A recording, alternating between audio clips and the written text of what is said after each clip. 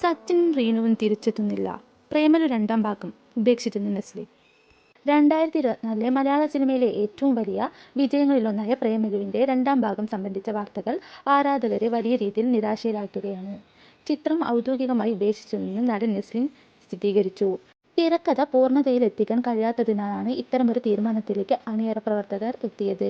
പ്രേക്ഷകർ ഏറെ ആകാംക്ഷയോടെ കാത്തിരുന്ന സച്ചിൻ്റെയും റീനുവിൻ്റെയും മടങ്ങിവരവ് തൽക്കാലം ഉണ്ടാവില്ലെന്ന് വ്യക്തം.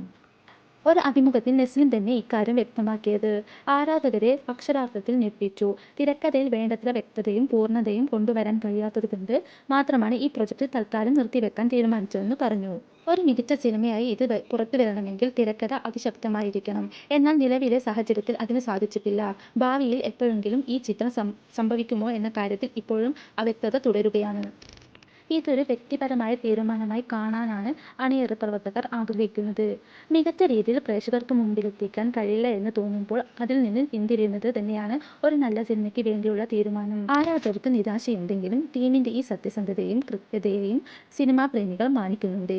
ഭാവിയിൽ എന്തെങ്കിലും മാറ്റങ്ങൾ സംഭവിക്കുമോ എന്നറിയാൻ ഇനിയും കാത്തിരിക്കേണ്ടി വരും. വീഡിയോ ഇഷ്ടമായാൽ ലൈക്ക്, ഷെയർ, സബ്സ്ക്രൈബ്.